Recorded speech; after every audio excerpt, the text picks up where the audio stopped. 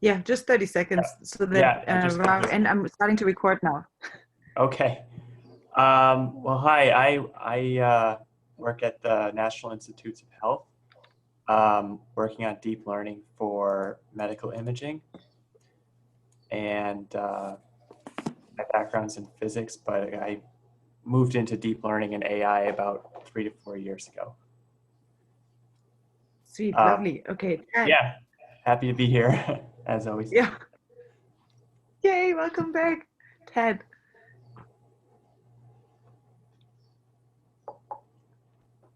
You're muted, Ted.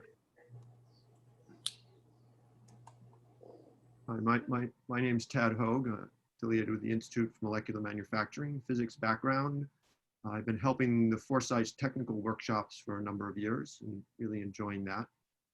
And part of my time I spend looking at modeling microscopic robots that hopefully someday in the future we'll be able to make. Very cool. Okay, next one up we have David, 30 seconds. Less than 30 seconds. I am a wayward neuroscientist who, unlike everyone else, never really had much of a background in physics. And I've been at some in-person San Francisco Foresight Institute events as a hanger-on, have some active experience in starting up biomedical startups, including one that was involved in global public health to bring primary eye care to resource-poor regions of the world and the United States. All right, thank you. Yep. Next one up, Tessa, you just logged on. Do you want to say 30 seconds about yourself? Sure, hi. I'm a automation engineer who lives in Berkeley, and I also do a little bit of biosecurity organizing with iGEM and with others. Oh, welcome. Yes, I remember you. Welcome. I'm really glad to see you. And then next one up, we have Suna Sherwin. Oh, hello. It looks like I'm in time for intros. My name is Suna, and I'm a fan of a good future. I'm not contributing much except for sheltering in place. Okay, that's good enough. That's good enough. Mike, who are you? Good morning, I'm Mike Doty. I'm a mechanical engineer by training and experience, done a lot of CAD, including surgical instruments. And planning on doing a presentation on personal production in a couple of weeks for this series. I just have to send in the request for a slot there. Okay, super, great. Then I'll slot you in. And then next one up, we have Ben Sion.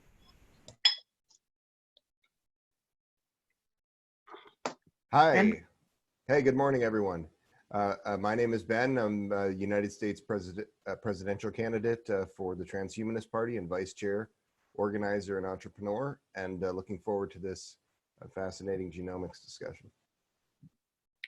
Super cool. Okay, so now we got everyone. Once we start doing this game, a lot of people then log on, but it's really, really nice, I think, to have a background of you know, who's out here. And I think maybe it will help Ravi a little bit to tailor the conversation and to anchor it, because we actually have a few people that you can be technical with, Ravi. So that's kind of cool. Okay, one thing up front, I'm going to launch a poll now. And can you see the poll that I just launched in your window? And that's telling me, super, thank you, Tessa. That's telling me a little bit about how much interest should I give into those salons. I definitely have seen many of you at previous salons, so that's great. But I just want to read the room. Oh my God. Okay, this is crazy. We have, okay, 8 of 12 voted. Please, everyone, take 10 seconds and vote. I can't stand here. I can't see it. Can. And I'm wondering if that's, yeah, I'm wondering if that's because I'm in Linux and I'm using the Linux client. Yeah. I don't know. Good. I'm in Linux. It showed up for me. Huh, okay. I haven't been able to Alright. see it when you did that, but whatever, it's okay. Okay. We now have 10 of 12 voted. So that's, I think, good enough for like at least a quick kind of like read of the room, which is, it is the first Foresight salon, at least for one of you. most of you, I mean, no, technically 100% really are located in North America, which is crazy because I picked the 9 a.m. slots, to also allow Europe to join. And I would never think that anyone from Northern America would make it, but here we are, which is amazing. Yay to the early birds. And then to how are you feeling? We have nobody's feeling very negative. One person is feeling somewhat negative. Then we have a few at neutral. Then we have a lot of you at quite positive, and one person who's like blasting out of the room happy. So please give us some contact high. Okay, good. So let's see. All right, then I'm going to keep my intro very brief. Those are the Foresight Daily Sanity Preservers. We're meeting twice a day currently. Let's see how long we can keep that up. And they're really geared at creating kind of connection across folks globally, which is why I thought the intros were quite nice. Feel free to follow up with each other. The second kind of reason is to kind of immediately surface immediately responding projects to COVID-19 that are in need of help, or people that can help others make sense of the situation. And the last one of the kind of of the purposes is kind of trying to use this as an impetus to spark larger change. And I'm insanely happy that we have Ravi here today, who has been kind of a beacon at our Foresight technical competitions now for a few years. And yeah, it's really, really amazing to see it, every single one of them. And the project proposals that come out of you are always really pushing the envelope. So I'm really happy to have you here. When I saw your current efforts, I was like, oh my God, I need to somehow make sure that that others can benefit from your work. I think you've been incredibly thoughtful in more than one domain. I will share your whole background and your info here. But for today, you're going to give us a little, I guess, just a general understanding of the adaptive immune response to COVID-19, and maybe we can already get a sneak peek into the project that you're working on right now. So with that being said, without further ado, I want to give it up to you. In case I blank out my screen, that is just to save bandwidth, to kind of keep the container existing. It's not at all, because I'm not terribly interested in every word they're going to say. Alrighty, well, I'll give it up to you with that. Okay, great, thank you. Yeah, so my name is Ravi Pandya. I've been involved with Foresight for a very long time. And had worked at a bunch of startups, including Hypertext at Xanadu and nanotechnology at Covalent. I've been at Microsoft for 18 years now. Worked in security strategy and experimental operating systems, distributed systems platforms, and then for the last 8 or so years have been working in genomics, doing a variety of things in cancer genomics and de novo assembly of the sugarcane genome, looking at high performance algorithms for genomics in the cloud. In the last couple of years, I've been on this project called the Antigen Map. And I'll tell you about that. Just to sort of set the context, this is a long-term collaboration between Microsoft and a local Seattle company called Adaptive Biotechnologies. And we've certainly recently sort of expanded our partnership to look at COVID-19. That's just been announced, and we're working very hard to actually, get that started. So most of what I'm going to tell you is really background about the antigen, the adaptive immune system, and the antigen map in general. Then a little bit about how we plan to use this technology to look at COVID-19. It'll be a month or two before we even start getting some data rolling in. But the project is going to be very open, and we'll be making the data openly accessible for researchers to take a look at. And so certainly would be sort of happy to report back in a month or two once we have some interesting data about what sorts of things we found and what sorts of people we're working with. But this should be some interesting scientific background as well as it's an opportunity to sort of think about the sort of questions we might be able to answer. And so I'm about 10 slides, mostly, sorry for the PowerPoint, but it's complicated enough that I thought it would help to have some diagrams to sort of refer to. Feel free to interrupt at any time. I'll try to sort of pause a little bit if people have any questions. So let me roll it out here. And then there. Well, I already can't wait to have you back for a salon to tell us about the results. I'll start scheduling. looking forward to it, but let's wait till we get actual results before we schedule anything, because that always can be unpredictable. So let me tell you a little bit. First off, I mean, there always sort of comes a question of like, what is Microsoft doing in, computational biology? And so this is sort of an outgrowth of Microsoft research and a sub part of it that's really been looking at how do we build product incubations that are, take some of the research that we've done and apply that and sort of deliver that in interesting ways. So this is an opportunity that showed up a couple years ago to work with a Seattle company called Adaptive Biotech. And they have a couple of really interesting technologies for analyzing the behavior of the adaptive immune system. And they're looking for a partner who could do the machine learning and the large scale data engineering to really do this on a huge scale. So what we do is look at the T cell response, which you can get from a blood sample, and use that to be able to diagnose disease and to really define new kind of therapeutics, different kinds of treatments that are based upon that T cell response. So to give you an idea of kind of the biology behind this, the first thing is you've got lots of T cells, and you can think of those, you've got billions of those floating around in your bloodstream at any given moment. And there's something interesting about those in that they actually, when they're born, they undergo a genetic recombination, so that there's an area, if you see the little rectangle sticking out, those are the little laser pointer thing. Those are sort of a schematic for what's called the T cell receptor. So they get essentially a randomized little fragment of DNA that generates a randomized little protein that is then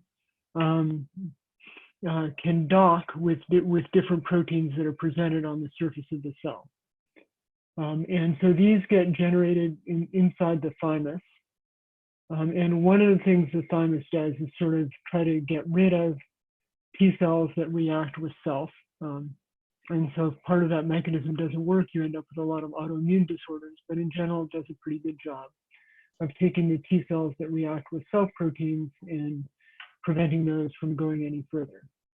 But the ones that do, that sort of bind or look like they're able to bind things, but not too closely tied to self proteins, start floating around in your bloodstream, and they have this T cell receptor sticking out. And then those sort of interact with a mechanism that happens inside your cell, where if you have these proteins inside your cell, there's a process called the proteasome cleavage that takes those proteins, whether they're viral proteins or actual cellular proteins, and breaks those up into chews them up and breaks them up into little fragments. Typically, they're pretty small. In the particular case I'm talking about here, they're around 10 amino acids long. So they're pretty short little fragments of proteins. And then those get transported to the cell surface by a molecule called the HLA. And they get presented there, and then the TCRs, the T cell receptor will dock with this combination of the HLA and the protein, or sometimes it's called a peptide or an antigen or an epitope. There are a bunch of different words for it that are maybe subtly different, but basically it's a little protein fragment. So the HLA is a protein fragment. There's a protein fragment from a virus, or from, let's say, in terms of cancer, it can be a mutated protein, or from just natural proteins that actually come out of the cell. And then this T cell receptor, which, as you recall, sort of randomly generated, if it happens to dock with that, then it gets activated, and then it will go and kill. It pulls in, it turns into a cytotoxic T cell, and also pulls in other kinds of killer cells from your immune system to actually kill that cell. And the other thing, so it will do that. It will activate and will kill the target cell that's displaying these proteins. And it also gets clonally expanded. So these T cells expand so that for two reasons. One is sort of to actively combat that infection. So now you have, you think of it as an evolutionary process. where you're generating all these billions and billions of T cells with different random rearrangements of this protein. And then the ones that happen to stick expand, and then those will then be available to go and be more likely to run into other cells of the same kind. So if you've been infected by, say, COVID-19, there are these your cells are displaying fragments of COVID-19 protein on the surface. And if you happen to generate T cells that will dock with those will kill the cells that are infected with COVID-19, and they will expand. So now you've got millions and millions of cells that are identically, that have the identical T cell receptor, and those will now find the other cells of yours that have been infected with COVID-19 and kill those also. And then the other thing they do is that has a memory. So that's one of the ways in which your immune system has a memory. So that the next time you see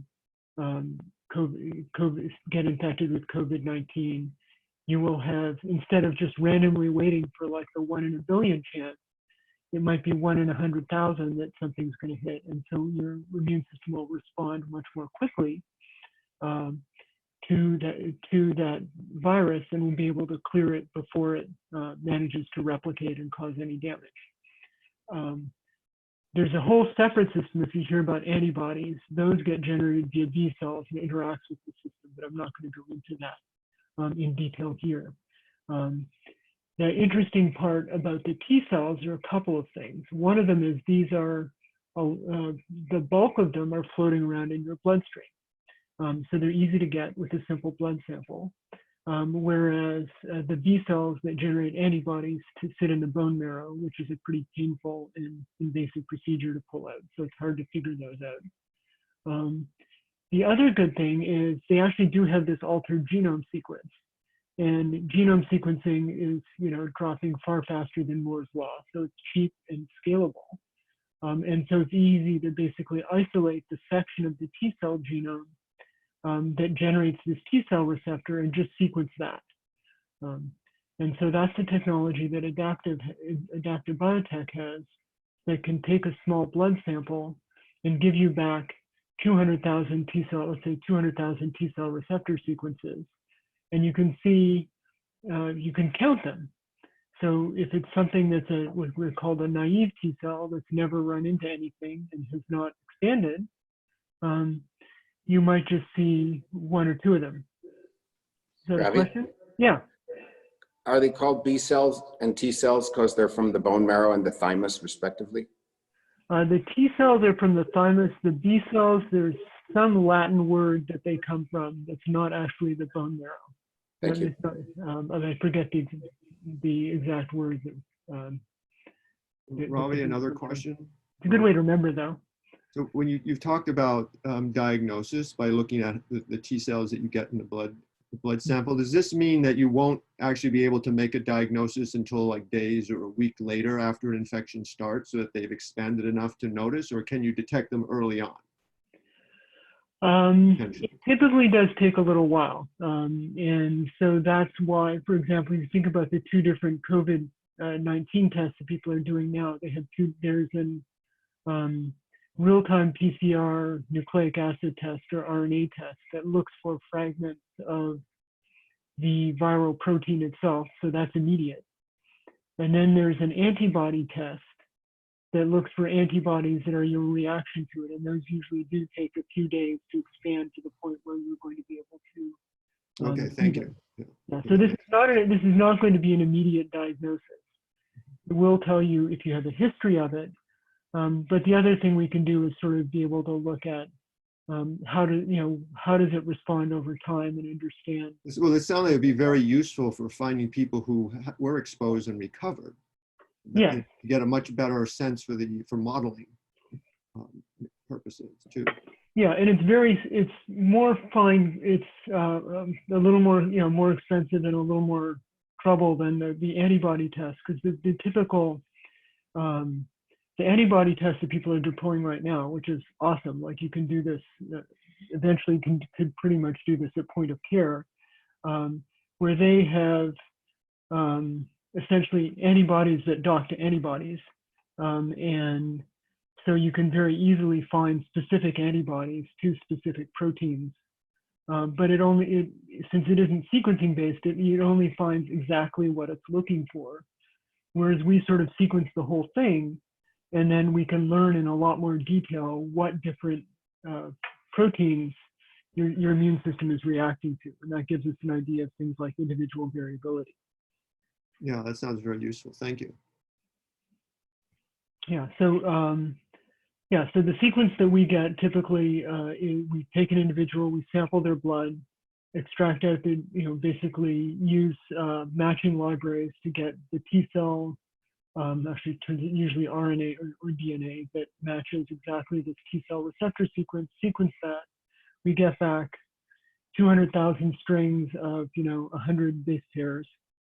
And there are lots of duplicates. Those are the things that have been clonally expanded. And then our goal is to sort of analyze that data across hundreds or thousands or tens of thousands, eventually millions of individuals, and look for patterns that can help us predict disease response.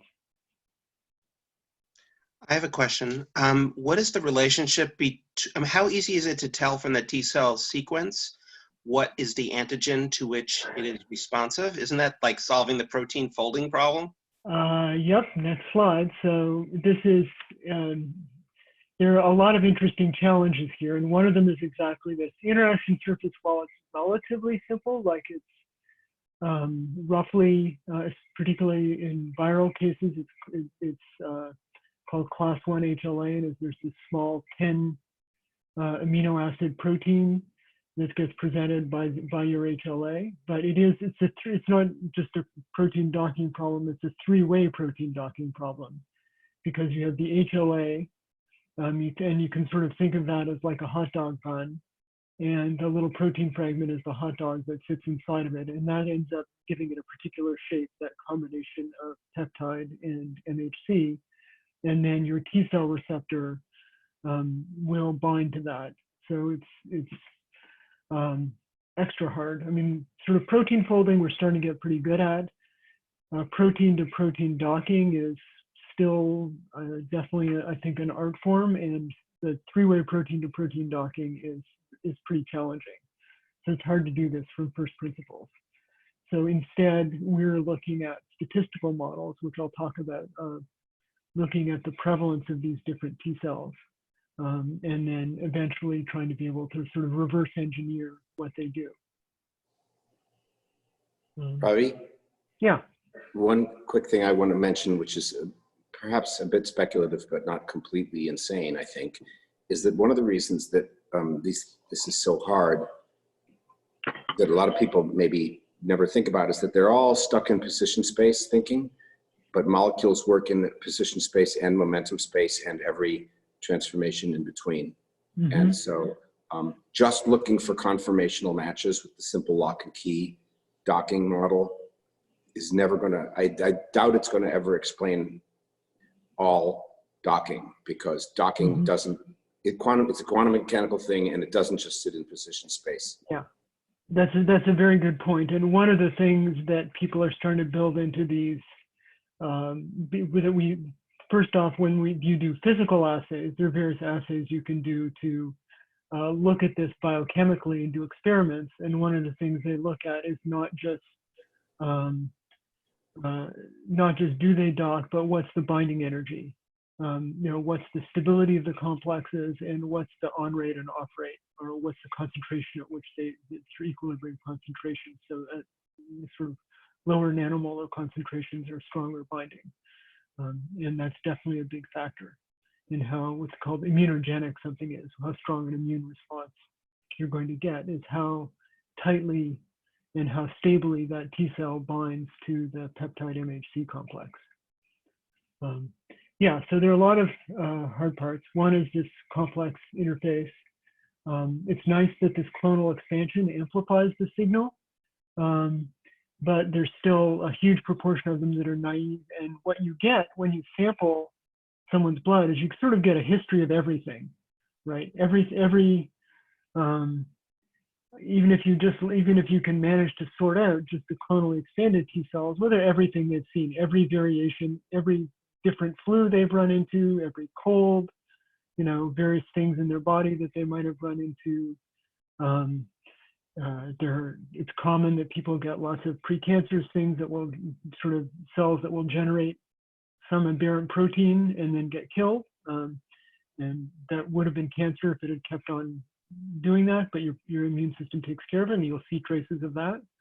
So out of the hundreds of thousands of T cells we get, probably something on the order of at most 100 are relevant to any given disease, 100 unique sequences. So it's really a needle in a haystack problem. And furthermore, if you think about the universe of possible T cell receptor sequences, it's huge. It seems like it's not fully like 20 amino acids to the power of 10 positions. But it's still but it's up there. There are order of 10 to the 18 possible sequences, and some large fraction of those are going to be visible in any given person. So it's sort of ab initio, it's a pretty hard problem. Nonetheless, it's actually pretty solvable. So this is one of the papers out of Adaptive a few years ago that did this for a virus called cytomegalovirus, which is super common. Pretty much half of the population has it and doesn't know it. It has really no symptoms other than it tends to kind of take over your T cell response as you get older. And if you have had CMV, a very large fraction of your T cells by the time you're 50 or 60 are CMV responsive T cells. So what they did here, this was Ryan Emerson and some other folks at Adaptive, is that they took 600 subjects, which did a simple blood test to see whether they had CMV or not, and about half of them did, and half of them didn't. Did the immunosequencing, looked at for every individual T cell sequence they found, how many people who had the disease had it and how many didn't, and just look at that sort of 2x2 matrix of do you have the T cell, don't you have the T cell, do you have the disease, don't you have the disease. And you can look at things that are statistical outliers, T cells that are significantly more present in people with the disease than without, and you just count those. So if you think about, I'll show you graphs like this in the future in further slides that are a little more intelligible, but think about the x-axis being how many total T cells you pulled out, the unique T cells you pulled out of that person. And the y-axis is how many of those are things that you identified over here in this orange section that are CMV specific. And then you just build a simple like linear regression classifier that there's a pretty neat little boundary between them. And you can build a model, and then you go back, you take some other cohort that you've never looked at before, you do the same sequencing on them, you try to classify them and see how well you do. And it turns out that works for CMV, that works pretty well. You can get an area under the curve of like a 0.94 by just doing that pretty simple process. So it turns out we've already been at this for 2 years, and not everything is as simple as CMV, but our expectation is for simple viral and bacterial infections, you can actually get a pretty good signal with something as simple as this, with some refinements to sort of fine tune it and make it better. But you can actually do a pretty good job with that, simply by counting T cell sequences without having to do any modeling or anything. As long as you get a large enough population of cases and controls, you can figure this stuff out.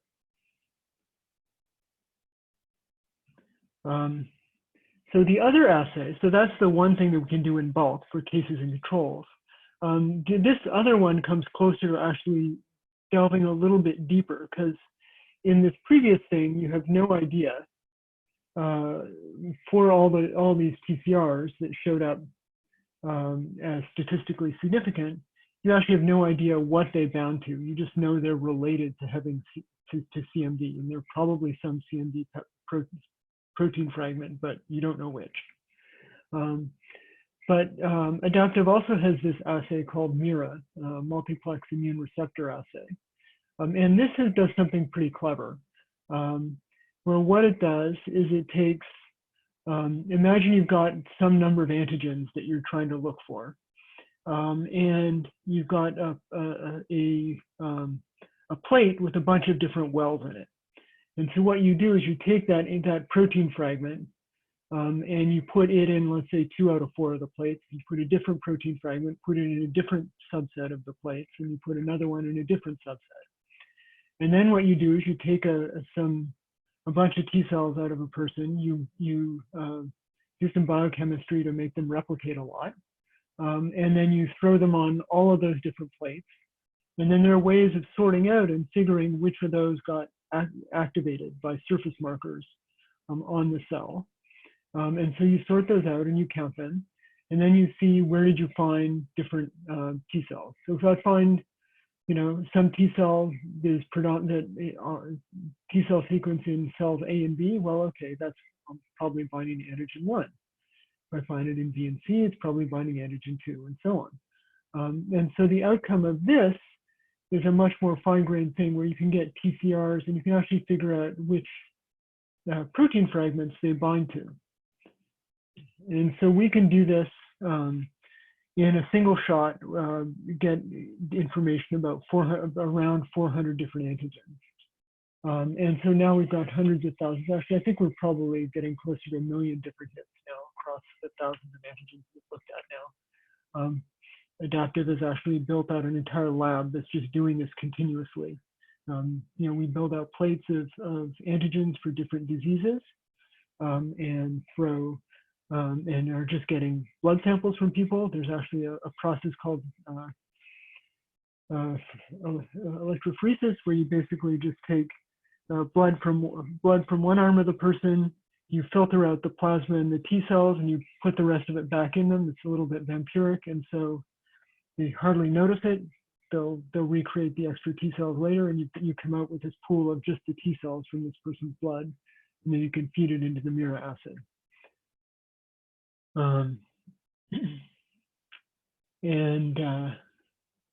So they're just doing this on a continuous basis and building up this data set of matches of T cell receptor peptide, and to some extent HLA, because we will now then look at what HLA types that person has.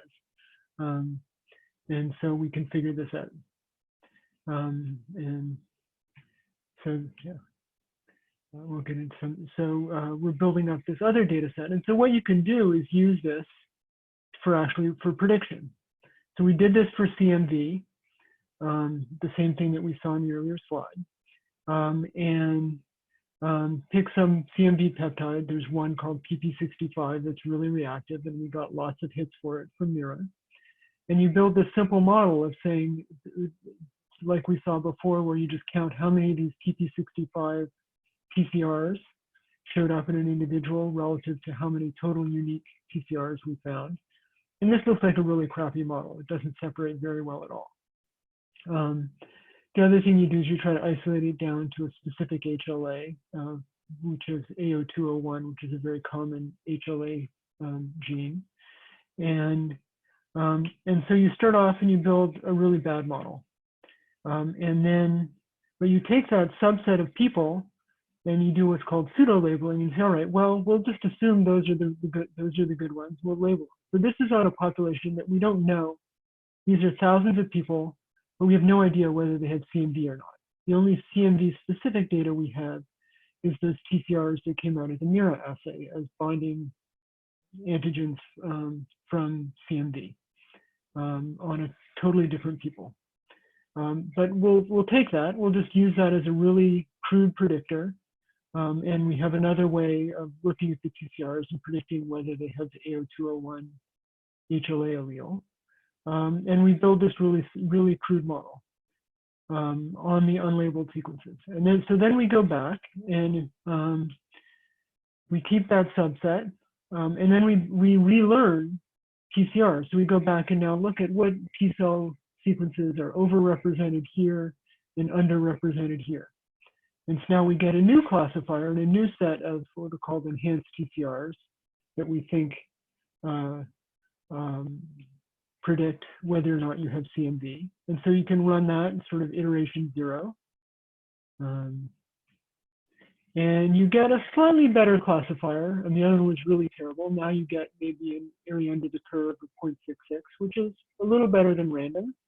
But you just repeat this process.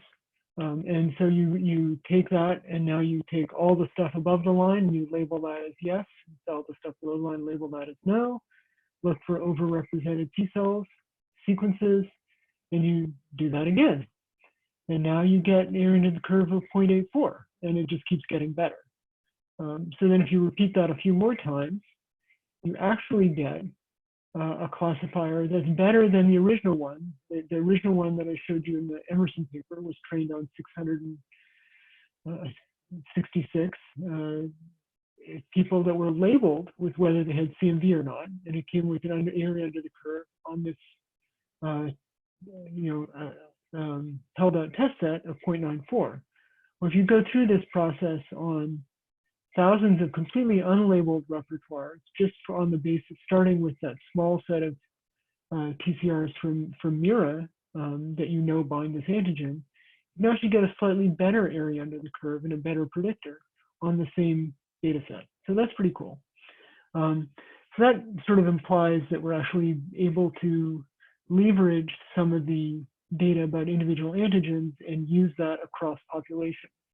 And so as we get larger and larger sets, even of unlabeled data, we can actually start to figure this out. There are a lot of other interesting aspects. I didn't want to go into all of them, but there are various other techniques that we have for trying to generalize these models across different repertoires and different diseases. So we can use the combination of labeled sets that we have, where we know they do or don't have the disease, and then tens of thousands of unlabeled repertoires that we've gathered, where we can sort of leverage similarities and correlation to be able to get even better, build even better models, even though those are not labeled.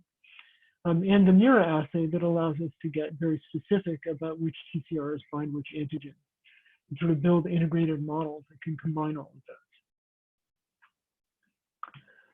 So what we've done is we're starting this COVID-19 research study, and it's announced, and we're scrambling to sort of get everything operational. So the first step is to recruit participants, and we're working with Covance, which is a big testing lab, Providence St. Joseph Health, which is a big healthcare chain locally, and we're working very hard to get other partners pulled in, both locally and nationally and globally, where we get patients who've been exposed, or if they have an active infection or who have recovered. Eventually, we can also look at do prospective studies of sample 1,000 people and then sample them a month later. Which ones got COVID-19? How did they respond to that? Ideally, we'd love to do all of those kinds of things. The starting point is really to focus on people who've been exposed and look at their response. So what we'll do with those people is we'll sequence their immune repertoire. So we'll get what sets of T cells do they have and which ones are expanded. And we'll get throat swabs so we can look just use the standard current nucleic acid test to see do they actually have COVID-19, and maybe even be able to get some quantitative measures of how strong what their viral load looks like. The other thing we can do is we can actually start building a MIRA assay for TCRs that are binding to likely SARS-CoV-2 antigens. And so since the SARS-CoV-2 genome has already been sequenced and they know exactly what proteins it generates, we can now look at all of the different protein fragments that come out of that and look at which ones of those are likely to be immunogenic and put those in a MIRA assay so we can start finding TCRs that bind specifically to those COVID-19, the SARS-CoV-2 antigens, and be able to build a data set of those that we can use in conjunction with sort of our labeled patient samples to be able to understand things better. And then as we get the data, we're going to be publishing that data, making it available for the global research community to look at. And so we'll obviously be looking at it ourselves, but we want it open to the community so this can move as fast as possible. And other people can also investigate it and try out different hypotheses and look at different aspects of the problem. So yeah, a lot of interesting research questions. You know, what is the nature of the immune response to COVID-19? What's maybe, how does it vary, like among different individuals? Do people mount different responses with different kinds or quantities of TCRs? Why does it vary among individuals? I mean, there's clearly a huge spectrum of response. Some of it is age dependent, some of it is dependent on things that we don't really understand. The simplest thing we can start to look at is your HLA. Is your HLA good at presenting HLA, SARS-CoV-2 peptides and getting your immune system to respond to them? And maybe some HLA types are better at that than others. And that affects your disease progression, whether you're going to get a mild or a severe case. And then, you know, how do all these tie in with clinical? If you have a low immune response, does that mean you end up with a high viral load in a severe case? If you have super high immune response, does that cause this cytokine storm that, you know, sort of the autoimmune reaction that seems to cause a lot of problems for respiratory distress syndrome? What is it about people who are very old that makes them be more strongly affected? Is it, you know, general variables about the immune system, or are there very specific things that matter, like whether they have some past infection that causes their immune system to be different? And flip side, why are the very young relatively unaffected? You know, they seem to have generally less severe cases. And lots of other questions. And so we'll definitely look into, you know, start looking into this, start collaborating with people as soon as we get the data. You know, we hope to actually start enrolling patients in the, you know, next month, and then, you know, it takes a while to find the patients, you know, get them enrolled, get the samples, sequence the genome, process it, make it available. So, you know, my guess is it's going to be order of a couple months before we start getting some interesting results out of this. But we really hope to, and we hope to make that available and work with everybody around the world who's interested in looking at this problem. So yeah, there's a big team of people. This is an offsite we had at Snoqualmie Falls about a year and a half ago. So the team is at least 50% bigger since then, of people across Microsoft and Adaptive. And hopefully there will be a lot of other people joining in the effort on COVID-19 as well. So yeah, that's it. So happy to go for discussion and questions at this point. Let's start the slide. Oh, amazing. Oh my God. Okay, well, you already, I mean, it seems like, when have you, like maybe like an intro question, like when have you started like launching this project? Because it seems like you really had to like scramble everything together, right? And then also what's next? How do you go about finding patients? You know, could you incentivize them by maybe that you can actually test them? Because it seems that like a few people, for example, would come to mind right now for me who are not quite sure whether they have it or not. But it's also really hard because there are no tests around. So if you could incentivize them somehow with tests, that would be kind of neat. Yeah. So let's see. I mean, the project as a whole, the Antigen Map has been running for about 2 years. So a lot of the infrastructure in the first, you know, dozen slides is stuff that we've been working on for quite a while. But as soon as sort of COVID-19 hit, various people on the teams have been scrambling to figure out what's the best way that we can contribute to the research effort and pulling this program together. And it's been, you know, happening at light speed compared to, you know, everyone is accelerating things as much as they can. Like various contracts and agreements that might normally take 6 months, you can do in like days. But still, we have to, you know, follow proper protocols and get an IRB, institutional review board, that sort of identifies how we're working with patients, what data we have, how we deal with it. And so we're doing all of that. We will be recruiting patients. I'm not sure the exact process. Some number of them, I think Covance, our partners, will be handling that. So Covance is a testing lab, and we'll be sending out a call for patients. Providence St. Joseph Health as a hospital will be seeing them. We're trying to work with other people who are already seeing patients or running tests and just being able to get an additional sample from those people and a consent and a questionnaire from them. So yeah, all that will be, it's literally was just announced a few days ago, and all the details will be coming out as soon as we have them in terms of how people enroll in the study and what data we can give back to them and what data we can publish to the community and exactly how you can get access to that. So all that will be coming out soon. Super cool. Any questions? Yeah, Ravi. Yeah. I have, I'd love to talk with you for hours about this, but not right now. But maybe we'll schedule something. Sure. Because I used to work in T-cell receptor mapping and all this kind of stuff years ago. So it's fascinating to see, how far it's come. Anyway, so two classes of questions. I'll ask one of each. First question is sort of very little to do with the particulars of the application. That trick you showed with the kind of reclassification and building new classifiers, which I didn't completely understand, but it sounds like it might be quite general. Yeah, it's a general technique in machine learning called pseudo-labeling, where if you have typically it's done where you have, let's say, a small amount of labeled data and a large amount of unlabeled data. So you build a simple model on the labeled data that you've got. You use that to predict labels on the unlabeled data, and you relearn a model across everything using the Pseudo-label. Yeah. And then you just iterate that process. Now you have to be careful because you can end up learning weird quirks of the data that aren't really.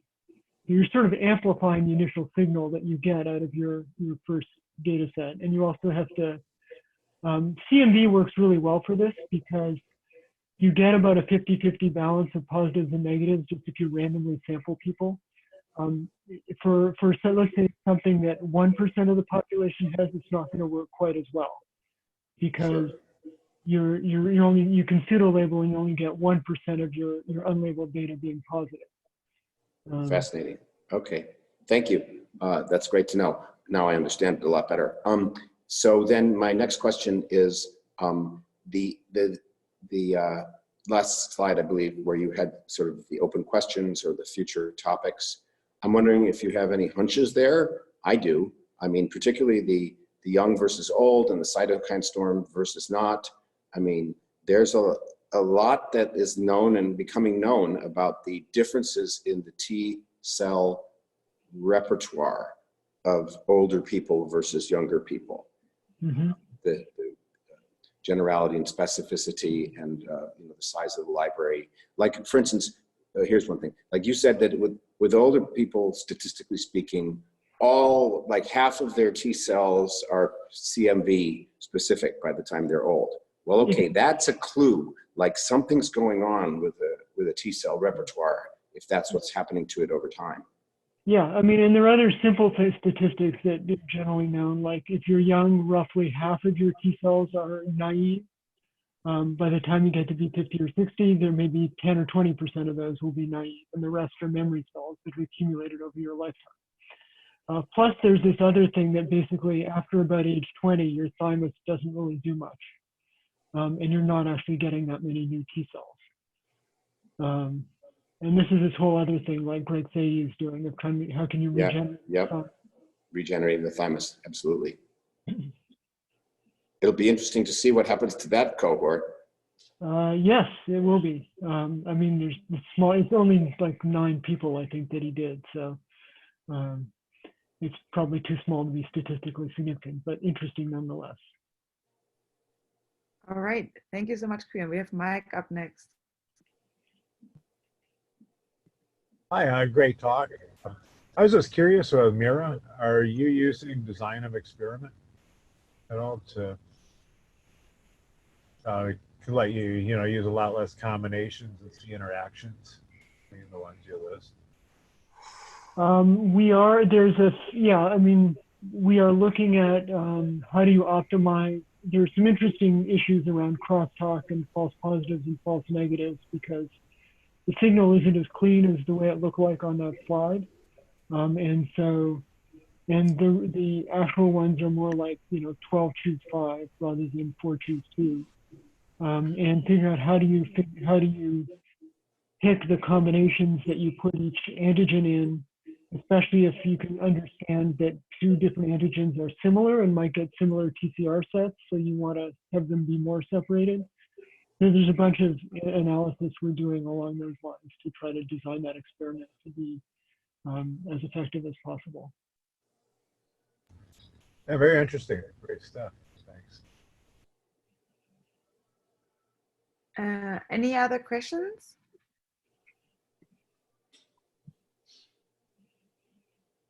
I have one, which is next one up, I think, where is it? I think on the 29th, so tomorrow from 9 to 10, we have Melanie Mathieu from Prelis Biologics. Do you know her? No, I don't. She will be talking about rapid production of human antibodies using an externalized human immune system. How does your body make good antibodies, and how can we hack what we know about the human immune system to protect ourselves from pathogens? I was wondering if you have heard of her work at all at Prelis, or if you had any comments on that. I haven't heard of that work specifically. I know of 2 different things, and actually there might be interesting people you should have on to talk as well. One is Jake Glanville at Distributed Bio. And what they have is a technology for doing highly optimized antibody design using a combination of experiments and computational simulation. And they've been working on designing what's called neutralizing antibodies. So instead of antibodies that activate the immune system, someone is, there's some feedback. Could everyone who's not speaking mute? I don't know where it's coming from. They're doing broadly neutralizing antibodies. So instead of having an antibody that then calls in killer cells to kill the cell, to attack the cells it attaches to, you think about the antibody specifically to sort of glom onto the active parts of the virus. So what they've been doing is looking for antibodies that bind very tightly to the SARS-CoV-2 spike protein, which is the one that attacks the ACE2 receptor and causes all the lung damage. And they've apparently been able to find pretty strong binding antibodies. And so those essentially serve as an immediate treatment. You don't have to wait for your immune system to activate. They just give you a dose of those antibodies. They sort of coat the worst, the active portions of the virus, and prevent it from attacking your cells. And they expect like it could take effect within literally like half an hour, and give you protection for order of like a couple months. And so they're working very hard on sort of doing that, and expect hope that they can actually get it into a combined phase 1-2 trial this summer. So that seems like a super promising approach to antibody design. And then there's AbCellera, which is working on taking antibodies from people who've been infected with COVID-19 and then doing various assays to try to optimize the pool of antibodies they get out of there to give people immunity and to use as a treatment in order to activate the immune systems against COVID-19. So those would be two interesting approaches I have heard of. I'd be interested in watching the talk tomorrow. I'll try to do that.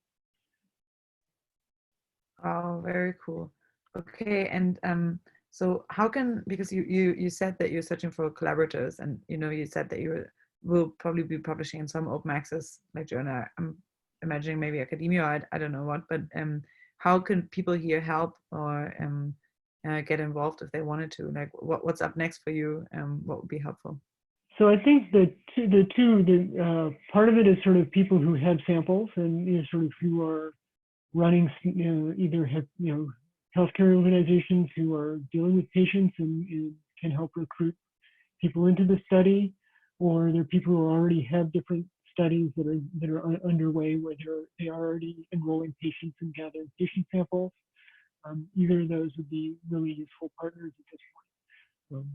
Once we actually get the data out there, then, if you're interested, I mean, we could do something like a Kaggle competition of, okay, how well can you predict COVID-19 disease risk from a bunch of repertoires, and but we may or may not actually do that, but we'll certainly make the data available, and people be cool to have lots of people trying many different algorithms and looking at different things they can find in the data and developing stuff. So as soon as that's available, I'll definitely let people know.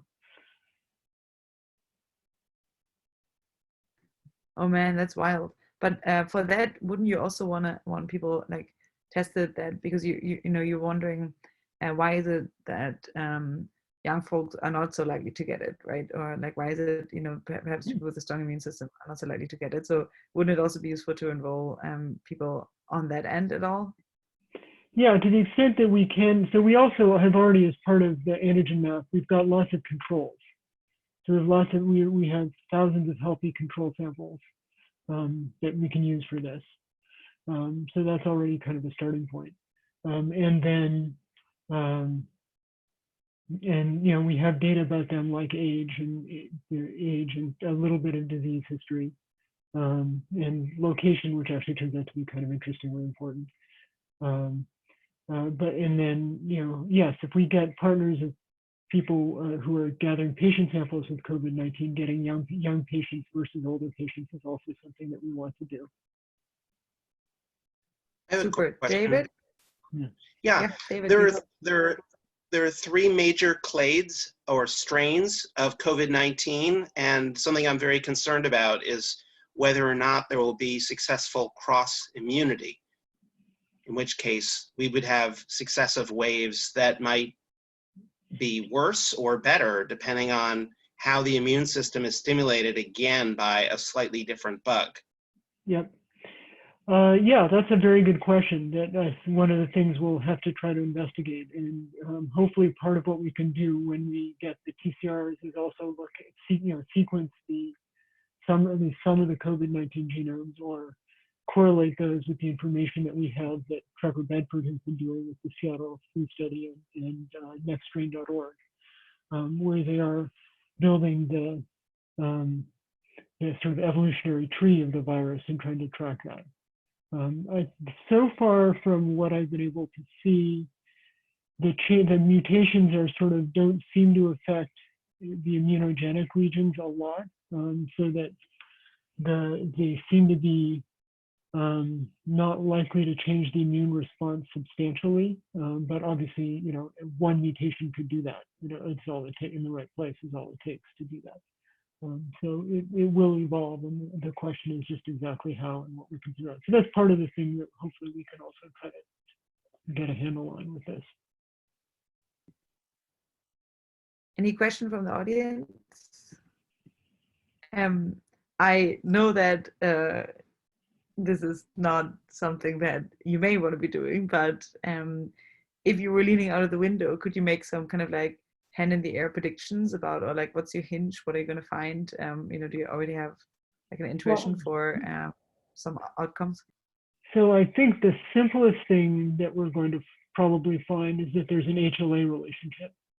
So that depending upon your HLA allele, which is inherited, you have half a dozen different HLA genes, and there are across all of those half a dozen different genes, there are over 25,000 different variants documented in the population.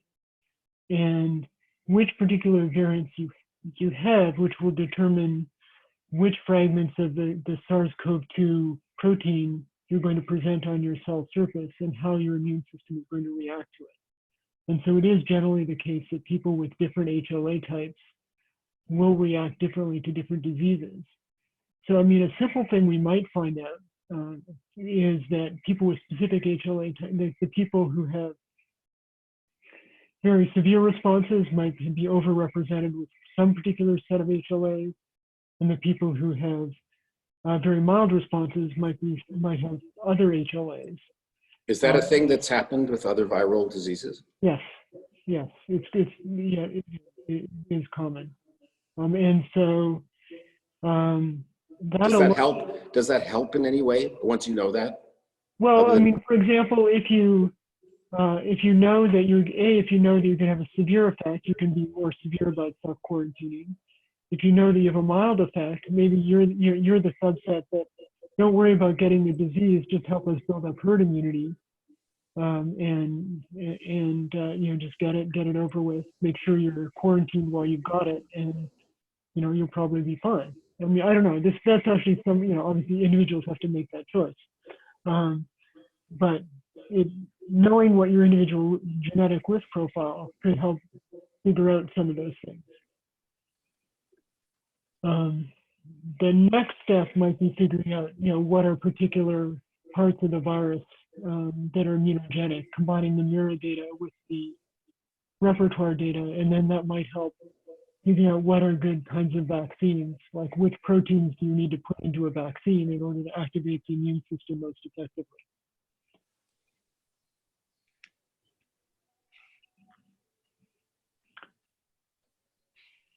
Rian, you had your hand up.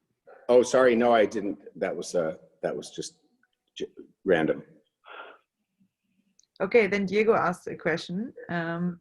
If some people have different HLAs, is that cheap to test? Sorry, that dropped out for a minute. Could you repeat it? If people have different HLAs, is that cheap enough to test? Like, is it worth trying to build herd immunity by mass testing? Yeah, there are, you can test HLA. I mean, it's not, I don't know off the top of my head, but I would guess it's on the order of, the same sort of gene chips that 23andMe uses can be used to test for HLA, especially if you're testing for a specific type. So it's on the order of a 23andMe test cost. Right. Yeah, that's probably the right order for, like, it's actually worth it in rich countries to do it then. It would be. Yeah, and again, if you can always optimize these things. If there's a very specific test for it, you can design a very cheap, quick, and simple test for that specific thing, as opposed to doing this general gene chip that looks at a million different regions of your genome. You can build something that's much faster and quicker and cheaper. All right. Well, we're now 3 minutes after 10 already. Oh, wow. So with that said, thank you so much for taking time to give us like a quick preview of what's next. I think, if anyone here finds out ways in which you can get some patients to Ravi and or some collaborators who could do that, then please reach out to him. I think it's a fantastic effort. I'm hoping that in a few weeks or months, when we're hopefully off quarantine, who knows, we'll be able to have you back and to kind of like compare results.